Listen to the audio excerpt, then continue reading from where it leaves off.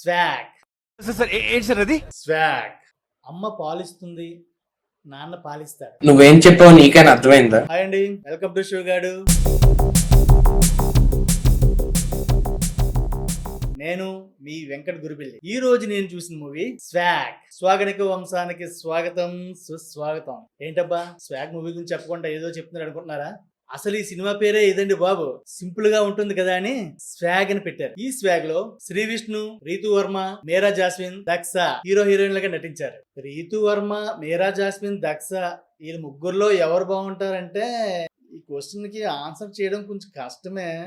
ఎందుకంటే ముగ్గురు బాగుంటారు. అసిత్ దర్శకత్వం వహించిన ఈ మూవీని టీజీ విశ్వప్రసాద్ నిర్మించారు. ఈ స్వాగ్ మూవీని రొమాంటిక్ కామెడీ ఎంటర్టైనర్ గా చాలా కొత్తగా తెరకెక్కించారు. ఒక వంశంలోని తరతరాలను కథగా మలచి ఆ కథను మెయిన్ గా చూపిస్తూ దానికి కామెడీ, ట్విస్ట్, ఎమోషన్స్ జత కలిపి మనకు అందించారు. మరి కథ ఏంటి అనుకుంటున్నారా? చెప్పిస్తారు. 1555 సంవత్సరం నుండి 2024 సంవత్సరం మధ్య గల వంశవృక్షం కథ మరియు ఖజానా గురించి ఈ సినిమా. మగవాని ఉనికిని నిలబెట్టిన స్వాగనిక వంశం గురించి, ఆ వంశంలో సంభవించిన మార్పుల గురించి, ఏ జనరేషన్ లో ఏ విధంగా చేంజెస్ జరిగాయి, అలా జరిగినప్పుడు ఎటువంటి సమస్యలు ఎదుర్కొన్నారు లాంటి అంశాలను బాగా చూపించారు. పూర్వం రోజుల్లో ఇంటికి ఆడవాళ్లే యజమానురాలుగా ఉండేవారు. దానినే మాతృస్వామ్యం అని పిలిచేవారు. అలా ఆడవాళ్లు ఇంటికి యజమానురాలుగా ఉన్న మాతృస్వామ్యాన్ని మగవాళ్ళు ఇంటి యజమానులుగా మారి పితృవంశంగా మార్చేశారు. అలా మార్చిన వంశమే స్వాగనిక వంశం.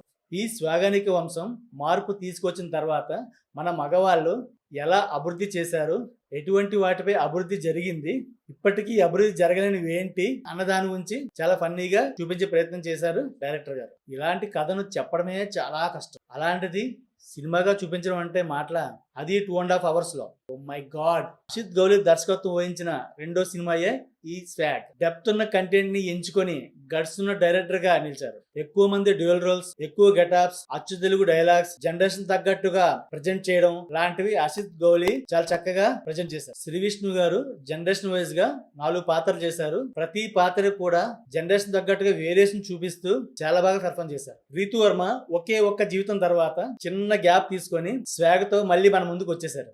మేరా జాస్మిన్ తెలుగు మూవీస్ నుండి 10 సంవత్సరాల దూరమై స్వాగ్ మూవీతో మళ్ళీ రీ ఎంట్రీ ఇచ్చారు. ఈ సినిమాలో చాలా మంచి పాత్రే పోషించారు. ఈ మూవీకి వివేక్ సాగర్ అందించిన మ్యూజిక్, బీజియం చాలా బాగుంది. సాంగ్స్ అన్ని కూడా చాలా డిఫరెంట్ గా, జనరేషన్ తగ్గట్టుగా చాలా కొత్తగా ఉంటాయి.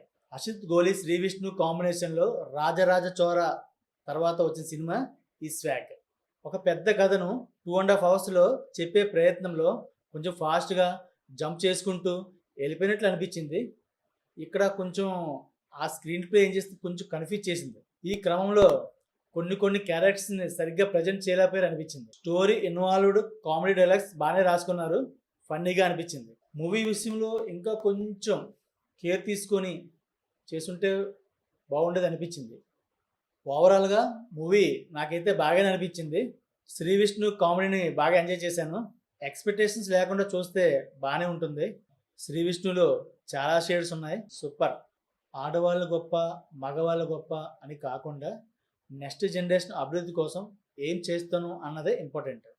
అమ్మ పాలిస్తుంది, నాన్న పాలిస్తాడు. ఎవరి బాధ్యత వారు సక్రమంగా నిర్వర్తిస్తే నెక్స్ట్ జనరేషన్ అభివృద్ధి చెందుతుంది అన్నదే ఈ సినిమా పాయింట్. ఆడబిడ్డ అయితే కడుపులోనే చంపేద్దాం అనే ఆలోచన నుండి ఏ బిడ్డ అయినా మన బిడ్డే కదా పెంచుకుందాం అనే ఆలోచన వచ్చేలాగా బాగా చూపించారు. మరి సినిమా ఎలా ఉంది అంటారా?